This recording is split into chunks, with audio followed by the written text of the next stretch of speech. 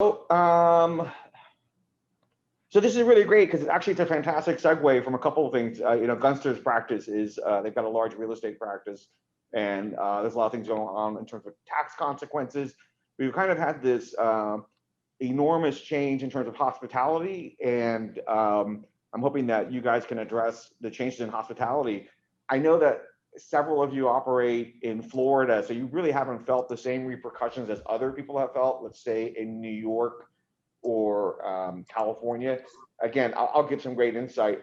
I was talking to a guy I know who runs a lending fund, which they kind of do credit advances on your revenue for hospitality businesses, restaurants, et cetera.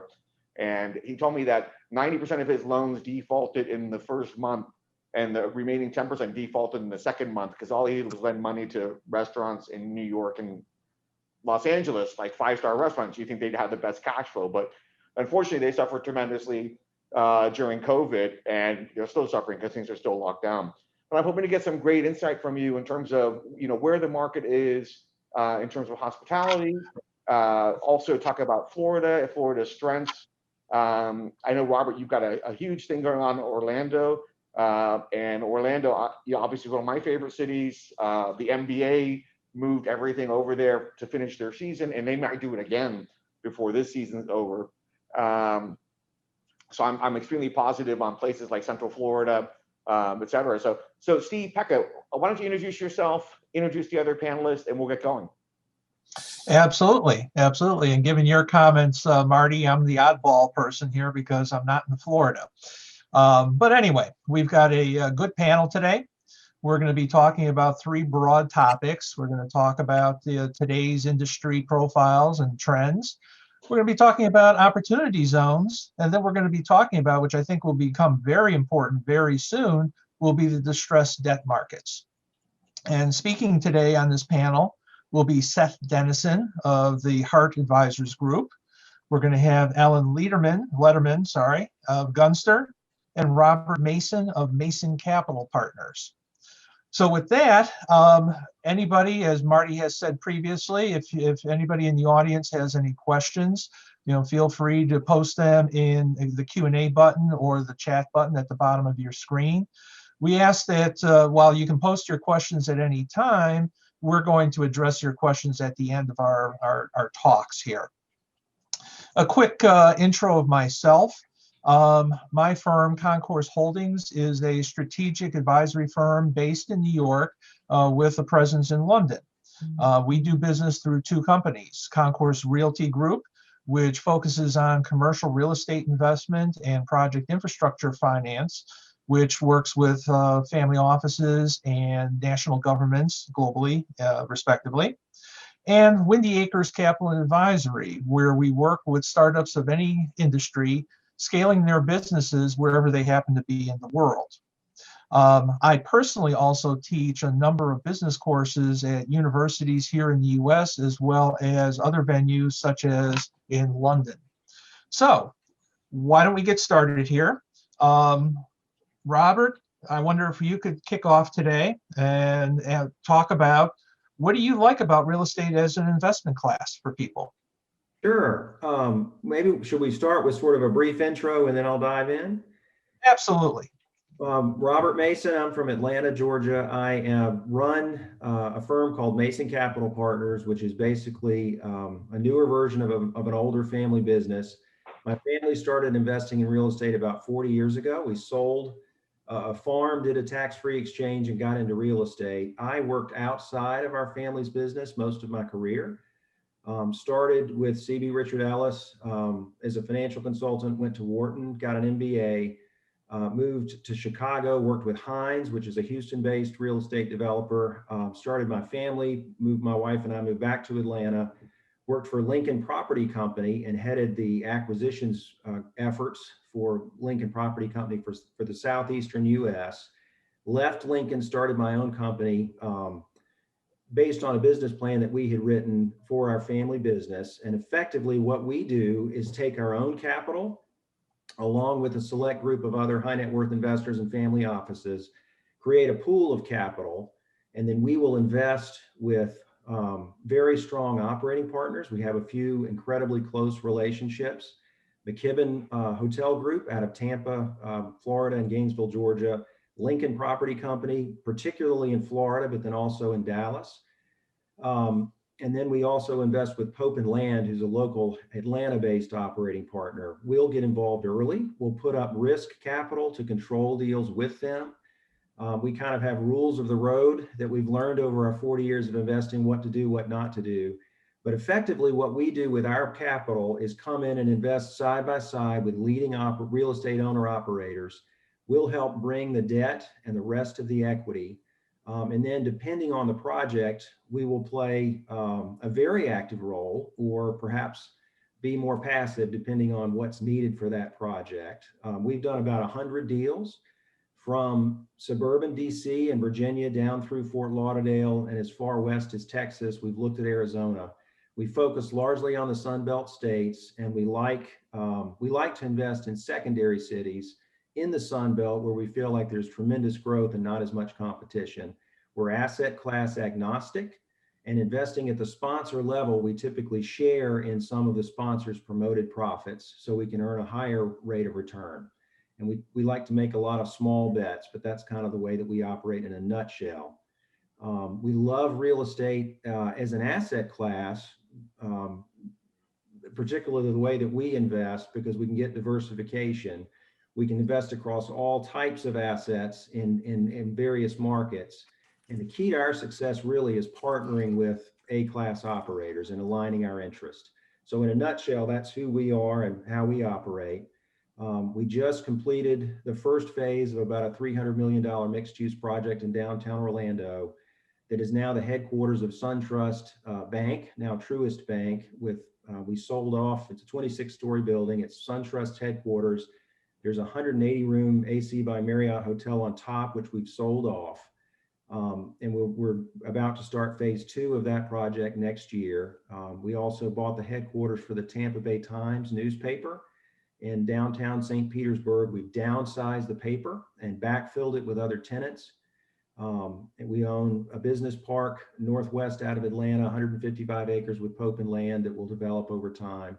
So we've done a little bit of everything. We love real estate because it's a slower moving train. It's not so quick. It's a great hedge against inflation. And with leases, you can basically lock in your revenue. So we like all of that. But as as Ed was saying in the previous panel, the world is changing and real estate's changing as a result. But we still feel like it's a tremendous place to put capital for reasons we'll get into as we discuss. Okay, Robert, that sounds great. Where do you see opportunities? And maybe what I often like to ask is, where don't you see opportunities? Sure. So I think real estate, we invest largely in commercial real estate. We don't do single family housing. We've done everything. We've done hospitality. We've done hotel, retail. We've done industrial. We've done office, mixed use apartments. The different asset classes are performing differently in this COVID world. We are looking heavily at industrial development. We're looking at multifamily development. We like mixed use. We have been a tremendous investor in hotels, and they have been greatly impacted. So our operating partners there are basically just shutting things down and mothballing things to get through the virus. We are confident that in 2021, particularly the second half of 2021, when the vaccine gets out, that the hospitality will rebound, but it has been tremendously impacted, as has retail. So restaurants, bars, those sorts of things are absolutely getting hammered. But we're looking at some office acquisitions. We feel like there's tremendous opportunity in that asset class because you have longer term leases. We're looking at a portfolio of almost 1 million square feet of office in Central Florida. We like that because, again, we have Fortune 200 companies on long-term leases. They'll need to figure out how much of their space they want to keep, but there won't be any new supply coming online. And particularly when we can find Class A assets that are really strong with development land attached, we can have the rents carry the project through the virus, through the downturn, and then put the land into play, whether it's apartments, industrial, sort of on the back end. We love the play of having cash flow from day one, and then having Lincoln Property Company as our partner with the ability to develop industrial or multifamily. So we do see opportunities. Retail and hospitality have been hit by far the hardest. Office is impacted but not crushed. And then apartments and industrial are doing incredibly well as people sort of view those as safer assets, and there's a flight to safety. So that's kind of where we see opportunities in real estate today. Well, you've mentioned that retail, of course, hotels have been hit very hard by the virus. Would you suggest not investing in those assets at this point? Would you suggest just holding on? What are your thoughts? What does your crystal ball tell you? Yeah, that's a great question. I think it's not a time to invest if you're not comfortable and don't know what you're doing. We invest with really good operating partners. We are focused more on, we've looked at some hospitality. It's hard to know when exactly, it's hard to know primary and secondary effects. For instance, take hospitality. It's getting hit very hard right now. With the PPP program and bank forgiveness and other things, a lot of hotel operators have held on. There's been a huge bid-ask spread in what hotel owners want to sell their properties for and what buyers want to buy for. Buyers want distressed pricing. There's not been much in the way of trades happening in hotels, for instance. That eventually that should happen. And so one question you have to think through before you invest in hospitality, for example, is you may hang on and that may be great, but how many hotels in your comp set may trade at a discount where they can now effectively afford to undercut you on rates? The same thing's true in retail. So as you hang on, you kind of have to wonder what happens to the comp set in a distressed situation. Part of our strategy is to focus on really high quality assets in great locations with what we call high barriers to entry. So we'll invest in great properties, main locations in, say, Orlando's downtown. We love Orlando more than, say, Manhattan for us because it's a whole lot less competitive and there's a lot more job growth per capita. So we see that as both the demand and the supply dynamics being incredibly helpful. So we'll focus on things like that. Commodity real estate, I would say, be very careful of because the asset class will reset. But I think if you can own really high quality assets in great locations with great operating partners, on the whole, you will still do very well. Retail, hospitality will get hit by far the hardest.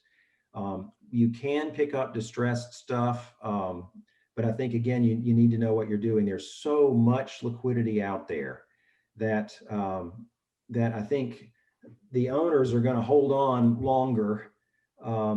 And I think that, the opportunities are getting pushed further and further out. The further out they get pushed, the better odds are that they make it through and don't sell anyway. So kind of our MO is tried to be focused on one or two or three large deals that we can do right now that we feel great about. And that would include particularly the like office that I mentioned. We're going after that because it's not on as many people's radar screens.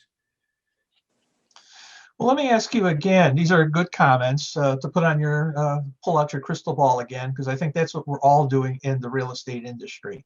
While we've been through many cycles over the years, this is a very unusual cycle. I used to, as I said, I do teaching at universities, and I always introduce the idea of a black swan event. Well, black swan events, almost by definition, came about every 50 or 100 years. Now it seems like it's every other year. So what can we expect? I mean, particularly for those investors that are holding assets, real estate assets, whatever property type they may be, do you have a strategy in mind that you might offer to them? That what should they do? Should they, sit in the old asset management philosophy, buy, sell, hold? What should they do? That would differ by the assets that you have. I think if you have really high quality holdings that are core real estate, I would hold.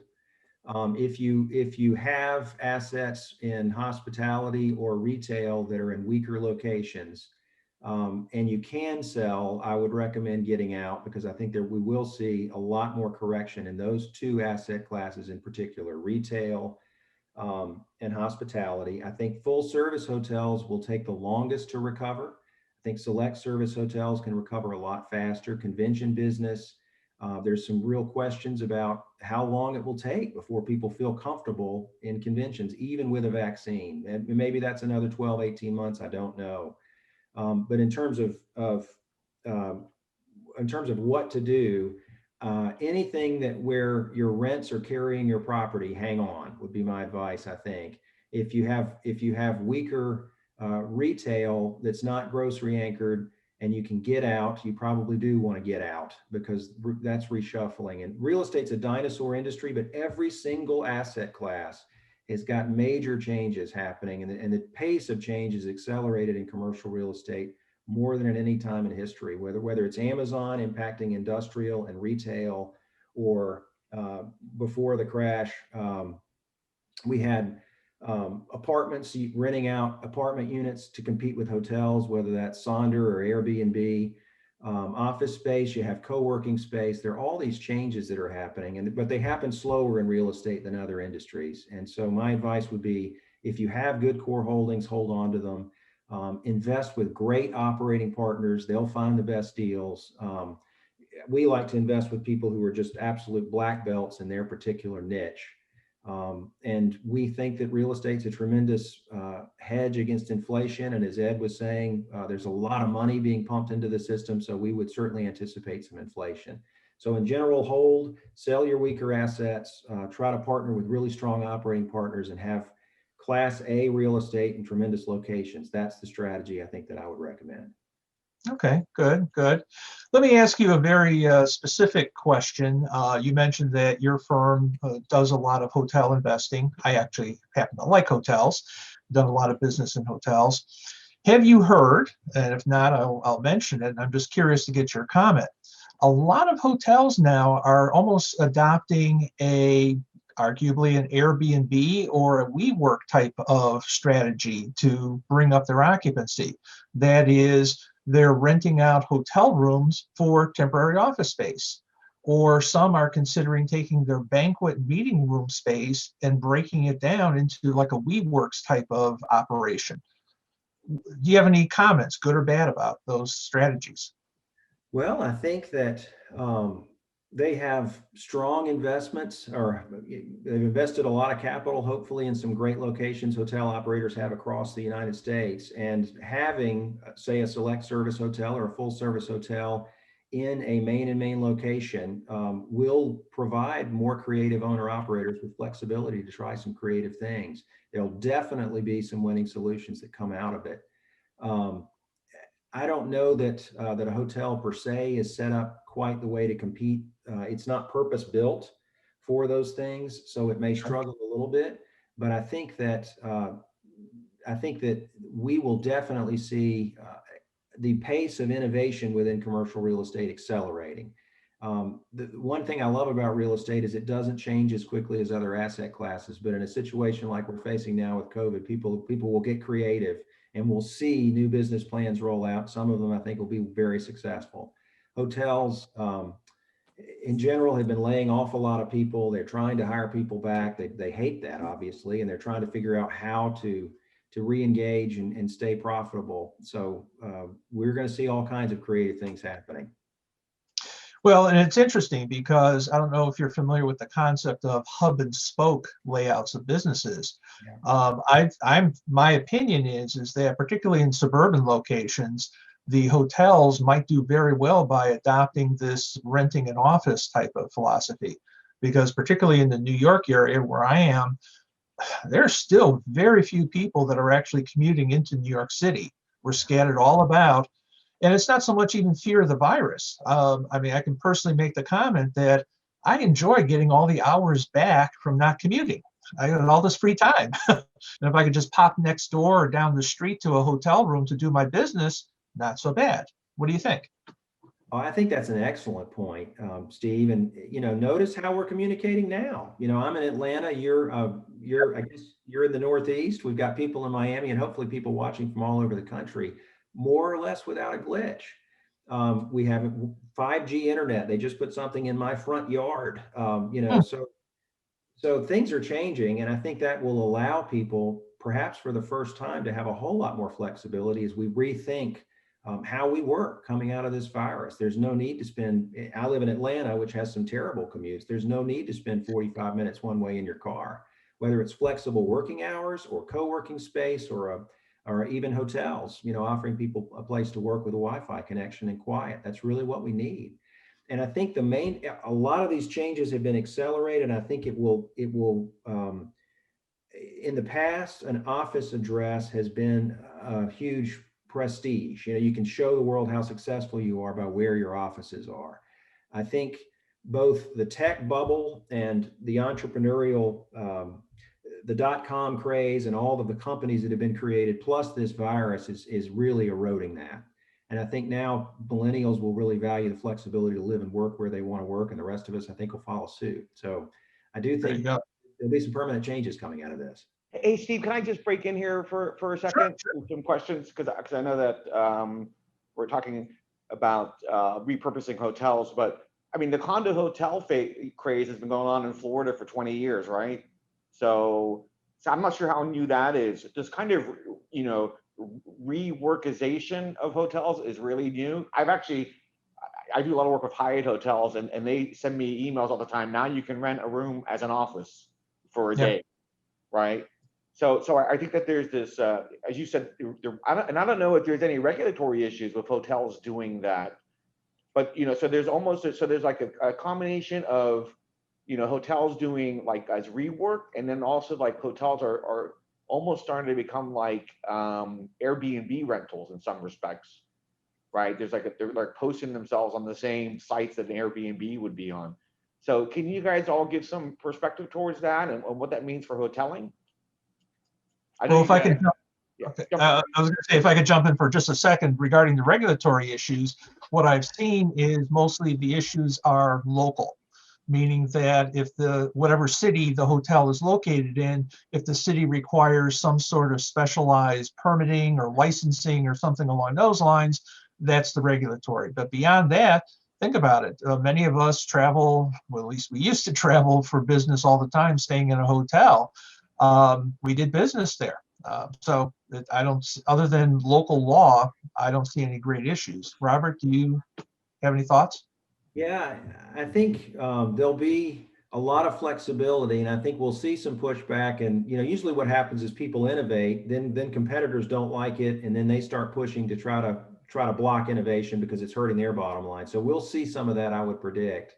But particularly now, with businesses being shut down, travel being shut down, I think we need to allow flexibility for people, business owners, hotel owners, whatever, to do everything they can do to stay in business, to get through this. And then we can kind of, and Robert, I mean, as you know, there's this huge, kind of like events and conferencing business that's out there. Like there's like I forget the name of the hotel. I think it's a Hilton in Dallas. It has like 2,000 rooms, right? And it has one of the largest conferencing spaces in the U.S., right? But there hasn't been any conferences since March. Right. So how do those groups retool, so to speak, right? And I'll tell you, I mean, my own experience is that it costs $10,000 to run a conference, a small conference at a hotel, and I'm getting like phone calls and emails from people saying they'll do something for $300 a day just to broadcast Zoom. Yeah. So that's a huge change in economics. It sure is. And my crystal ball's not perfect. I would bet that we are social creatures. We do enjoy meeting in person under normal circumstances. And Lord knows these have not been normal circumstances. But hopefully we will see a return. But I think between banks giving hotels forbearance to sort of work with them to get through this period, hotels doing some creative things, we're going to see some changes. And I would predict we'll have a lot less supply in the decade coming of, convention hotels, just because we're going to have to figure out what we're going to do. Obviously, the ones that are already owned, they can sell at a discount, lower their basis, and afford to be more flexible. Or for the people who carry it, maybe they can't. But we're going to have some working through to do in hospitality, particularly full service. So it's that's challenging. And I think where there's that kind of risk, you need to be careful. But we are social creatures. So that's be about all I could say. I don't mean to do all the talking, but that would be my thought. Okay. Still a big fan Well, of office. I think office in uh, I'm industrial sorry. matters a lot. So why don't you guys start talking about some industrial as well? Well, why don't we, we'll address some of those at the end, Marty, if you don't mind. Alan Letterman, can Yes, you, hi, how are you? good. Why don't you talk about yourself and your practice, and why don't we get started about opportunity zones? Okay, I'm a shareholder in the Gunster Tax Group, and I'm a past chair of the ABA Tax Section Committee with jurisdiction over opportunity zones. I co-authored the ABA Tax Section comments on the proposed qualified opportunity zone regulations. I published 5 law review articles on qualified opportunity zones, and I've spoken at most of the ABA panels with the draft people of the qualified opportunity zone regulations. So I'm pretty familiar with that space. Okay. Very good.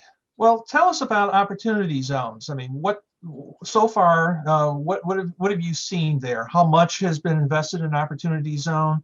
Have there been any particular focus on opportunity zones? And I want to make the comment, if people in the audience aren't familiar, a lot of people associate opportunity zones exclusively with real estate. It's true, but you could set up any kind of business as long as it qualifies. Alan. Yeah, that's true, Steve. You could set up any kind of business, but in terms of the absolute dollar flow, unfortunately, there's no contemporaneous reporting of the exact amount that's invested by funds. There's some legislative proposals to increase the reporting. The President's Council of Economic Advisors issued a report in 2020 that estimated that there were $75 billion of equity raised for qualified opportunity funds up to the beginning of 2020. There's been some criticism of that as far too optimistic, because if you multiply that by a leverage ratio of debt to equity, that would be a very big chunk of new construction in the United States. Perhaps a more realistic estimate is a Novogradac CPA firm survey, and they surveyed all the SEC registered funds and whatever private placements they could find, and they came up with about $10 billion invested through the first quarter of 2020.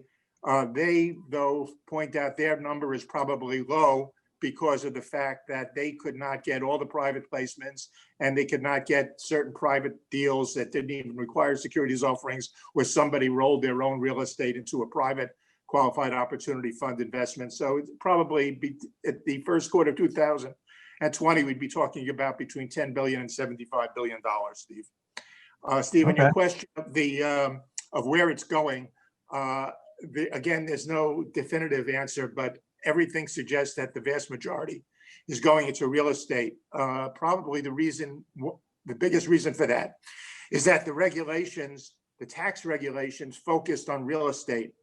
There were many ambiguities, and even following several years of regulations, there are still considerable ambiguities for tax reasons as to when a business is an opportunity zone business, particularly like now when you have people working out of your house outside the zone. You have employees working outside the zone. You have some facilities like warehouses in the zone, some without. You have delivery trucks, which you have a lot in COVID now, in the zone and working out the zone. The IRS really has not specified how those are handled for purposes of qualified opportunity zone qualifications. Whereas if you have a building, it's obvious you're going to qualify if the building is physically located in the zones. You had the census tracts, it's relatively routine to avoid that barrier.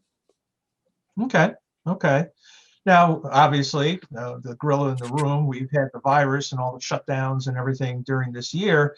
Were there any major tax-related, non-tax-related developments that perhaps favored or disfavored opportunity zone investment? Yes, I think the most favorable change was the April 2020 technical correction that the IRS gave. The problem was the people that drafted the statute obviously were not tax lawyers. They were more like social engineers.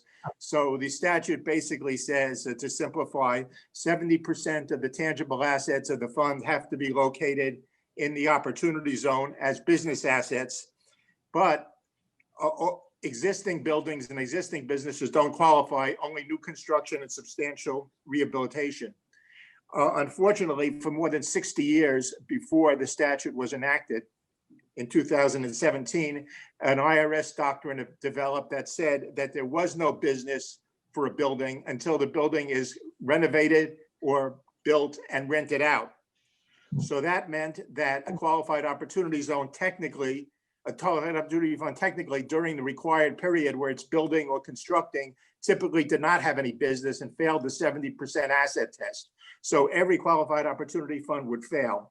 Complicating that was that there was another rule in the opportunity zone statute that said that if you more than 10% of the time you're disqualified forever. So that meant if you had a 2 or 3 year construction and renovation period, you were disqualified for 20 or 30 years. With that kind of statute, every tax lawyer in the United States was begging the IRS to give a safe harbor so that during the construction period, every qualified opportunity fund would not be disqualified. And after 2 years and about over 1,000 pages of proposed regulations, they didn't do that. And finally, in April of 2020, they issued a one-sentence regulation that said that if you have a plan to spend the money, a written plan, you pursue the plan, then during the construction period, you would be a qualified opportunity fund eligible entity. And that solved that problem, which was a tremendous relief to the technicians among us. So that was just great.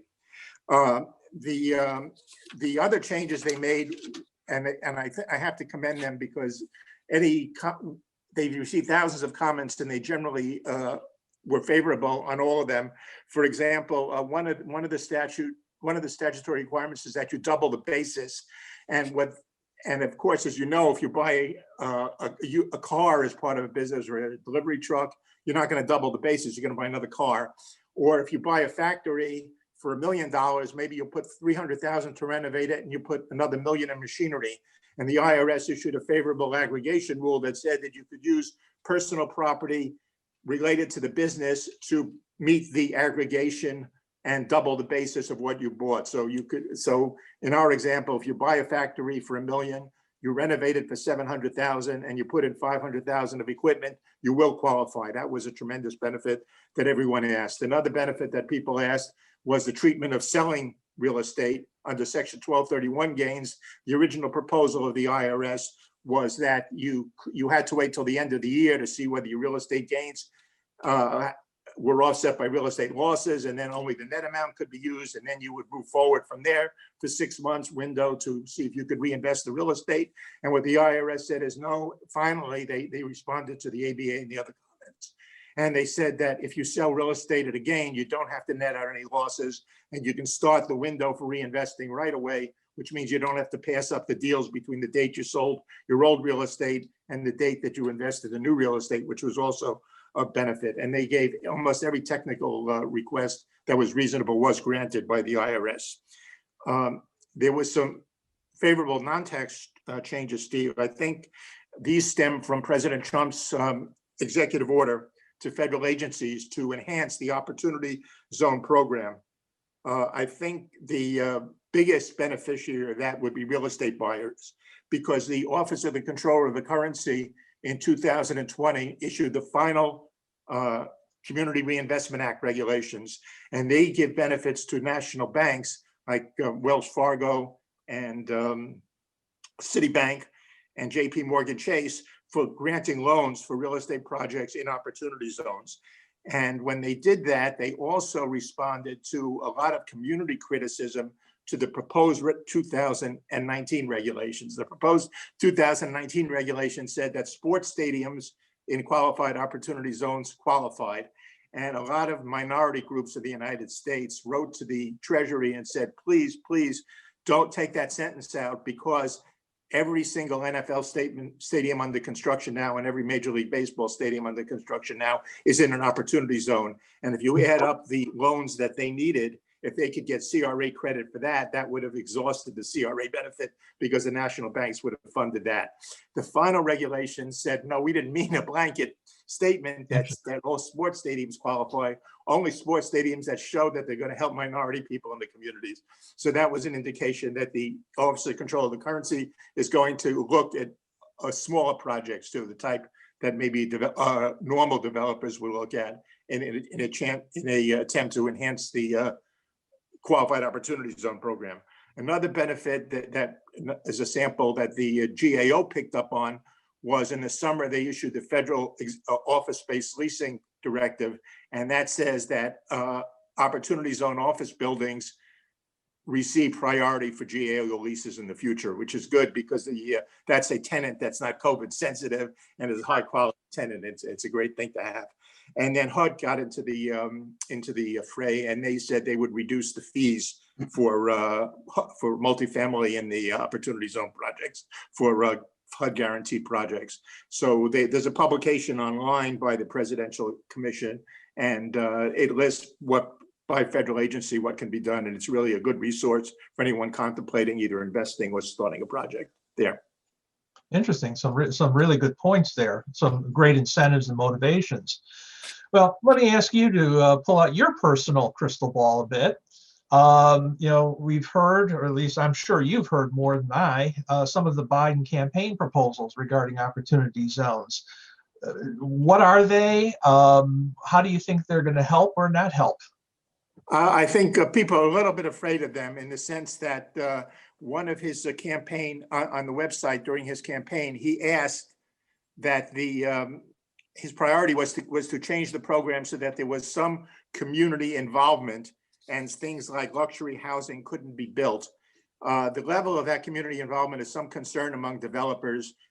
Some people think that it may be something like they have in the new markets tax credit, which is more of a lip service type thing where you get low income people in the community to serve on a non-binding advisory board to the general partner. And that's really all that's needed. Other people, though, are more concerned that there may have to be some negotiation with community groups, and it could be an economic drag on the program. The IRS, of course, now has taken a laissez-faire approach to it. It doesn't really require any business consultations. If you meet the 70% tangible asset test, you're okay. But people are concerned about this Biden test. He also wants to increase reporting, which is sort of non-controversial.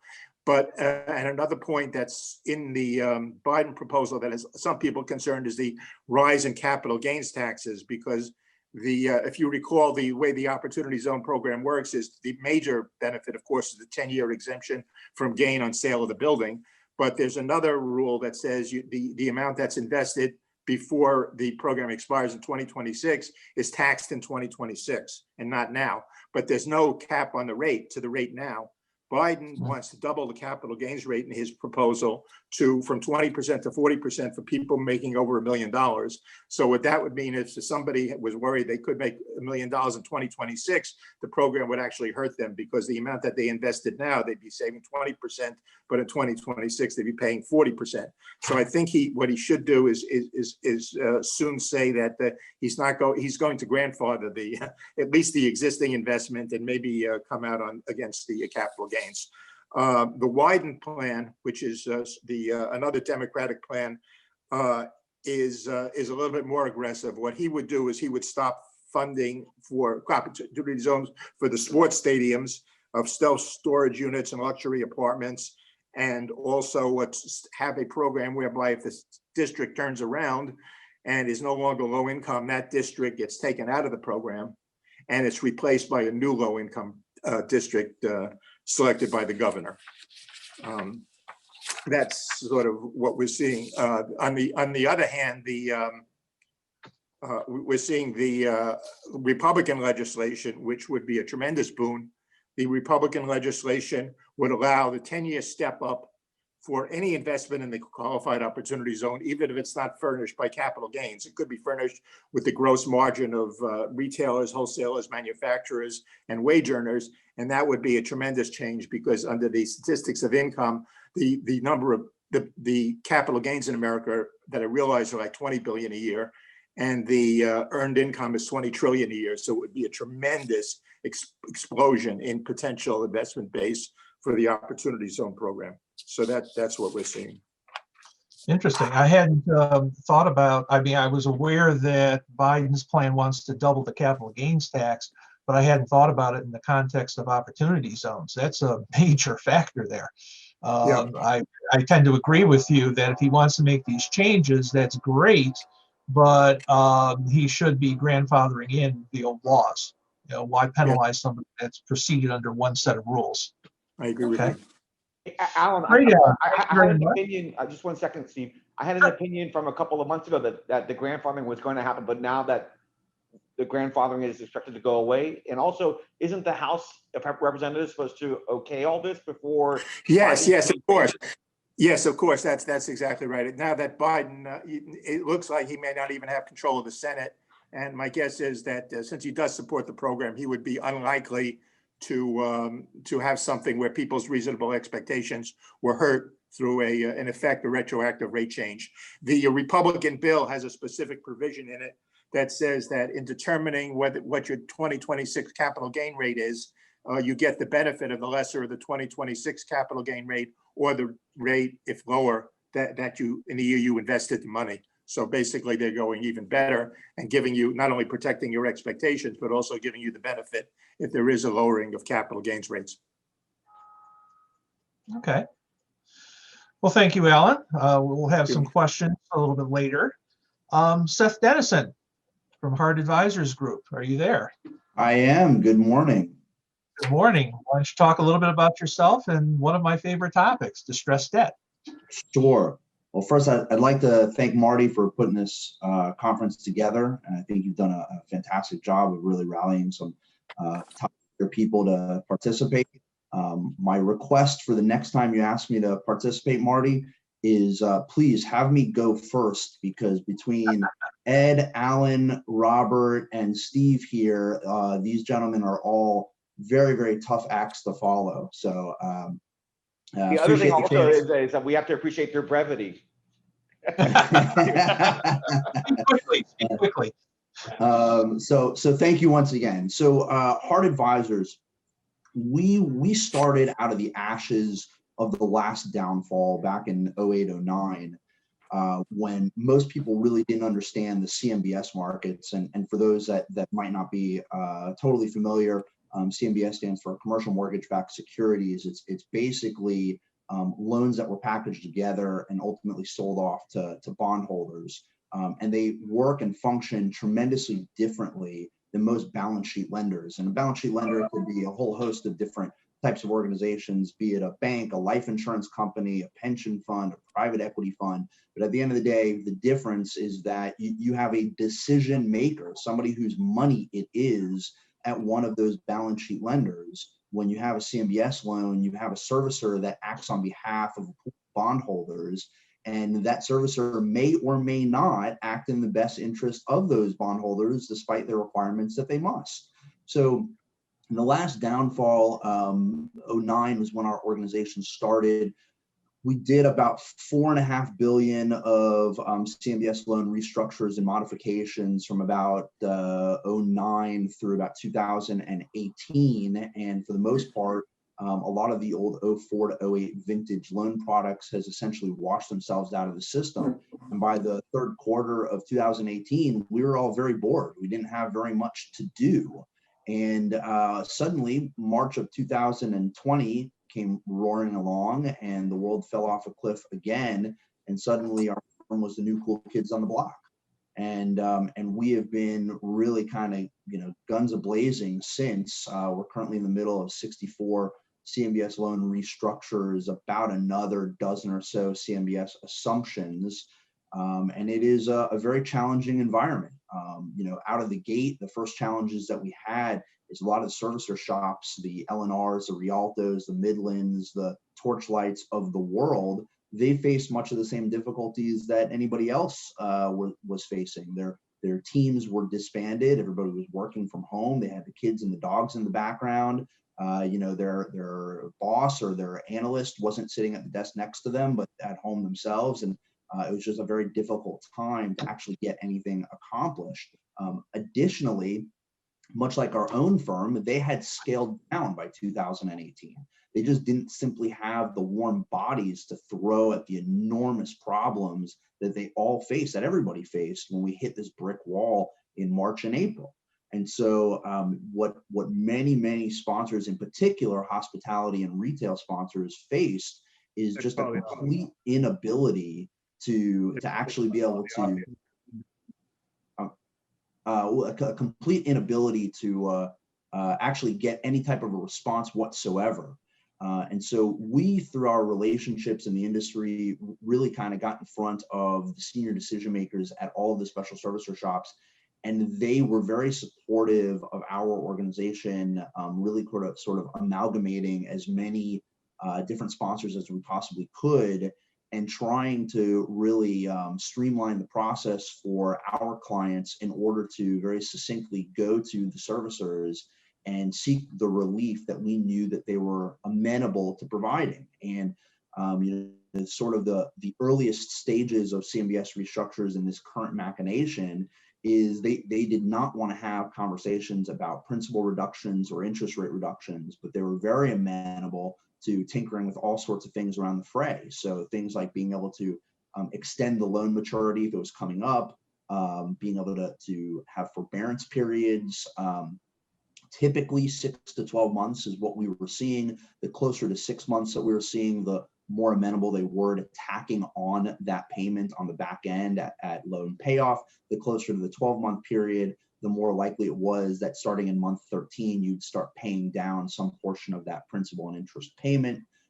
So we saw a lot of that. We started in the middle of a lot of that. We also are seeing the ability to use reserve accounts for different payment methods, to suspend reserve accounts. So all of those are very much policies that the servicers are affording in this day and age for the CMBS side of things. We do some balance sheet lending, and that is tremendously different world, and it is so uniquely different from one lender to the next. So it's very, very challenging to kind of lump that together. But generally speaking, I think we're seeing a lot of flexibility in providing those forbearance periods. The old adage of extend and pretend. Nobody wants to recognize losses at the moment. There is tremendous uncertainty, as many of you probably are experiencing yourselves. And so the ability to not have to recognize that pain today, or have to go duke it out in court, either foreclosure or bankruptcy, is certainly something that is at the forefront of most lenders' minds. And so we too are seeing that as well. Now, what the future has to hold, total crapshoot. Very, very challenging to really pin that down. I think that you're beginning to see in the CMBS space, they have staffed up in a very significant way. They are beginning to really kind of plow through their excessive workloads, and we are beginning to see a bit less tolerance for assets that didn't only fall off a cliff because of the proverbial COVID wall, but had inherent challenges prior to COVID. And now COVID is now a bit of an excuse for those borrowers. So that's from a very macro view, kind of what we're seeing in CMBS space. Hey, Marty, Scott, how does this compare to 2008? Because I mean, we know 2008 took 3 to 4 years or more to work out, right? How does this compare in size? Yeah. So Marty, you hit the nail on the head. This is much more fast moving. I think Robert was first to mention that one of his reasons for liking real estate as an asset class is because for the most part, it's fairly consistent, kind of moves like a train. And that very much was the case back in 2009. I think, Marty, kind of the best way that I can highlight it is through a real life example with a hospitality deal that we're in the middle of right now. The family built a property in Michigan. The family built the hotel 40 years ago. It's been the family's essentially sole source of revenue for now 3 generations. And they were 22% leveraged when we got into the deal. Property was valued at about $60 million. And the debt on it was something around $22, $23 million. And they were at, I don't know, about a 4.0 debt service coverage ratio. So very, very strong revenues. And literally in the blink of an eye, they suddenly turned the lights off. That's unprecedented. How do you go from a 4.0 debt service coverage ratio to a 0, right, overnight? And that's a real world example. And we are seeing those same examples repeated over and over and over again. So I appreciate the question, Marty. And I think that the best way that I could kind of address it is that the pace of the current way of the world is just 100 times faster than what it was in the last downturn. And the servicers and everybody else is doing their best to wrap their head around it. And there is no easy solutions. Okay. Seth, you mentioned that, well, everything's in turmoil right now. What trends do you see? What are your recommendations, say, for investors that are thinking about buying distressed debt, or perhaps lenders who might be interested in offering debt to property that is distressed? Do you have any thoughts or things that you've seen? Sure. There is, this harkens back to what Ed was first talking about earlier on. This is not a liquidity crisis like we had in the 08-09 era. There is enormous amounts of dry powder that is sitting on the sideline ready to pounce. And I am aware of at least 4 hotel operators that never have been capital providers before, but simply in the hotel operation business, that in a 6-month period or less have managed to amass $100 million plus war chests in order to chase down distressed deals. I think that there will be a plethora of opportunities, but we're not there yet. I think this is really going to take some time. There is some sense of hope that Congress may get their act together well enough to provide the CMBS borrowers with a bit of a lifeline. And so I think that will likely drag things out. There's also, there's a tremendous reluctance both in the CMBS world as well as in private capital to avoid getting into litigation, in large part because, most lenders have properties all over the country. And so you likely will get different results from different jurisdictions. And if you end up with this hodgepodge of pro and con judges for and against borrowers, it makes it challenging to set precedents and be able to bring to the forefront what any one judge in any one jurisdiction should or should not do. So it's a long-winded answer, Steve, but ultimately we will get there, and there will be real distress in the market, but there is tremendous reluctance to really push that issue today. And especially in the CMBS world, lenders or servicers are being far more complacent today than they ever have been before. Now, I say that with a bit of a caveat, because what we are seeing is that those properties, especially in the retail sector, that before COVID were kind of hanging on by a thread. They're at 60, 65% occupancy. They're right at a 1.0 debt service coverage ratio. So they're covering their bills, but nobody was making money. Same thing in the hospitality sector. A bunch of new product has been developed in and around certain older assets. They're hanging out in that 60, 70% occupancy range. They're right around a 1.0 debt service coverage ratio. Those guys had problems prior to COVID. And now they're coming to the servicers or to their lenders hat in hand saying, we've got problems and it's because of COVID. And the servicers are digging deeper and saying, wait a minute, your problem stemmed long before COVID. COVID may have pushed you over the edge and now you're really in a bad situation.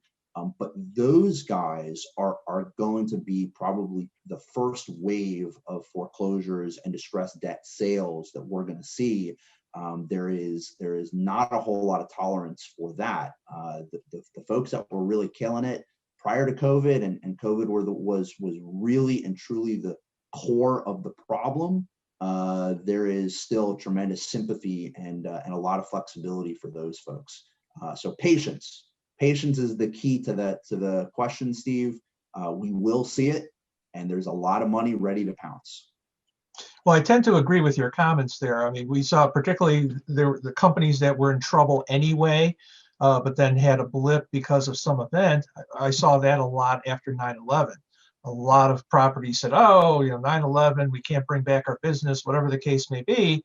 But no, you had problems before 9/11. So, don't give us that excuse type of idea. And I think also that I agree completely that don't pounce on distress yet. There isn't that much distress yet because no one knows what the future is. No one knows what the conclusion is to act upon. And I think that's the major issue. Everything is just sort of up in the air type of thing. let me ask, do you have any more comments before we get into a quick couple of questions and before we run out of time? I will harken back to a statement that I said before. If there's one takeaway, extend and pretend. Extend and pretend. That is very much the theme of the day. I suspect you will see extend and pretend for the most part through 2021. And I believe that you're not likely to see tremendous distressed opportunities until probably Q3, maybe even Q4 of 2021. And given the time crunch, I will reserve further comment. Okay. Okay. We have a couple of questions here. One here, I think is, well, it's for everybody, but it seems more dedicated towards Robert because he's the investor here. Of the projects that you're involved in, or just in general in the industry, how are projects incorporating renewable energy? Are they using renewable energy? Anybody have any comment on that? Yeah, that's a great question. We just delivered a Silver LEED building. That's constantly changing, and the LEED qualifications basically means that you're hitting certain criteria in terms of energy efficiency, building materials, everything else. And there's some savings and some benefits to doing that. Gold is the high, or platinum, I guess, is the highest. But as you hit those standards, there's additional cost to get higher up in terms of energy efficiency. So there, silver seems to be the kind of the easiest and most logical place to land. But we are definitely constantly looking as with our development partners at speed of delivery, better building materials, better insulation, everything else to be more energy efficient. We're even starting to look a little bit at things like solar. So that's one more change. And Seth was talking about change accelerating, and we're definitely seeing that not only in the financial markets, but in the technologies that impact real estate as well. So yes, we are constantly looking at how to build the best quality assets so that they hold their value over the long haul. Okay. Marty, we're a little bit over time. Can I ask another question? Absolutely. You've got about 2 or 3 more minutes. Oh, okay. Okay, great. This is, I guess, to everybody. Some non-major cities, so I guess the secondary and tertiary cities, have been seeing some great benefit economically simply because of these temporary moves outside of your major cities and the like. And people just vacation changing. They're not getting perhaps on an airplane, they're driving to different cities.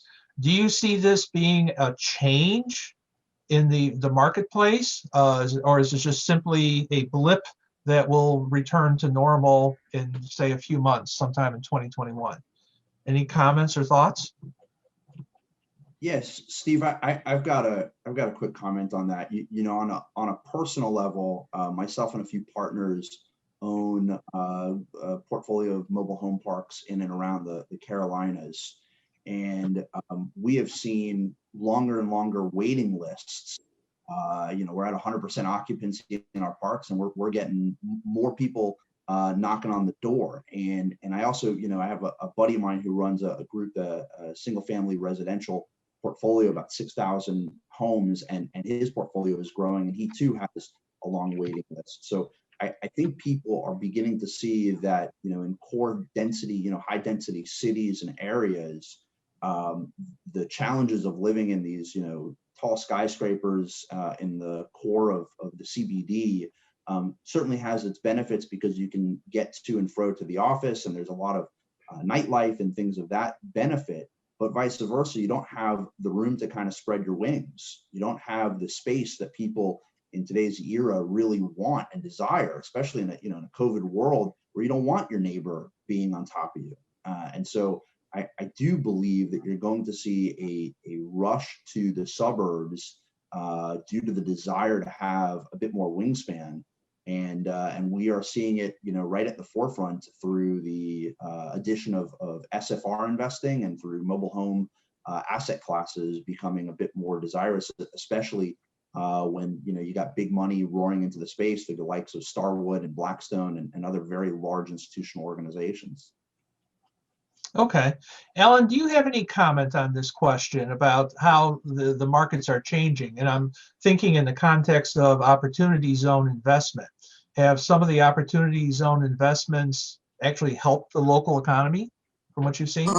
Yes, and I think what people are finding, there's been some articles on what people are finding where they should direct the opportunity zone investments as well as non-opportunity zone investments. And because of COVID, what I think people have found is that in districts that are state capitals or where there's a lot of civil service, that's a good place to put a building because of the fact that that's relatively insensitive to something like a COVID virus. And also people are investing in areas that that have a large tech population, tech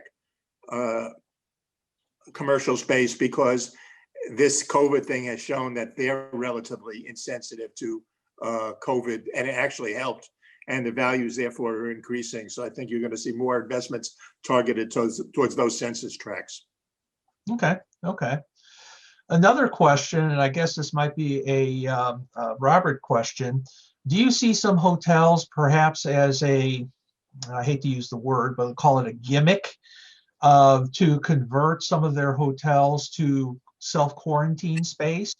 Where some countries, for example, Hong Kong, UK is changing a bit, but if you arrive from an international destination, you have to self-quarantine for sometimes up to 14 days.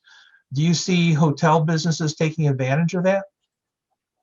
Back in, I guess it was March or maybe April, when this was newer, which feels like 10 years ago now, I do remember talking with some hotel operators, particularly in the New York metro area, who were doing that, where they were taking their hotels, they were shutting them down effectively and opening them up both for medical and for quarantine. My hope and prayer, frankly, is that this is in the rearview mirror in 6 months because of these vaccines. But and I think we will be remembering this for a long time. So,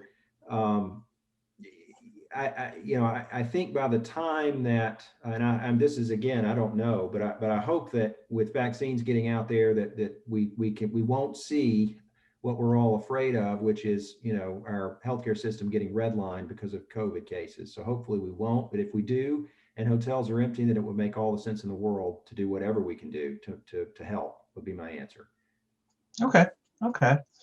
And then a question for you, Seth. I'm not sure I fully understand the question, but maybe I do. The question is, how does compliance and regulatory aspects get taken care of in balance sheet lending?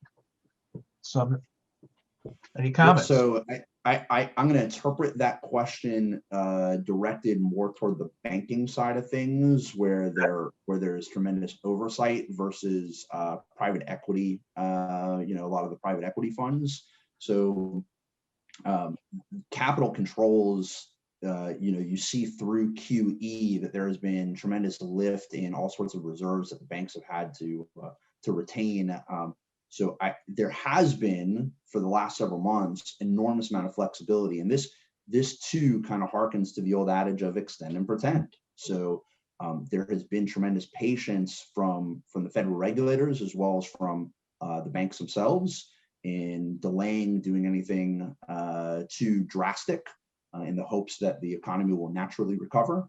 The flip side of that is I think that there has been a greater desire from a lot of borrowers to interface more directly with private sources of capital, despite having usually higher capital costs because of their tremendous flexibility in being able to restructure a deal if necessary, potentially convert part of a deal from debt to equity. We're seeing some of that in the private equity space. And so it's always going to be a balancing act between cheaper cost of capital coming from a bank versus more flexible capital coming from a private source. Okay, excellent. How are we on time, Marty? I think we're done. Okay.